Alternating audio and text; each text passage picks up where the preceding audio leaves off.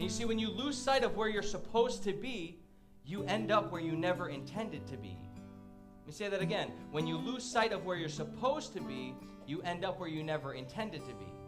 And we do this in our walk with Jesus as well. One minute you're following Jesus, and then you lose sight of who you are. And you get so caught up in work and making more money that your family slides down the priority list. And one day you wake up somewhere where you never intended to be, with a broken family and with children who feel like you don't love them.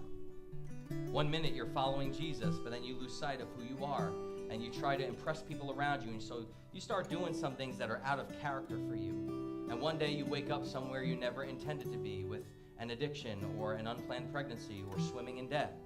One minute you're following Jesus, but then you lose sight of who you are, and you get your priorities out of whack, and you stop reading your Bible, and you pray a lot less, and you stop making church a priority, and you no longer go to your community group, you stop hanging out with your Christian friends, and one day you wake up somewhere you never intended to be, apart from God.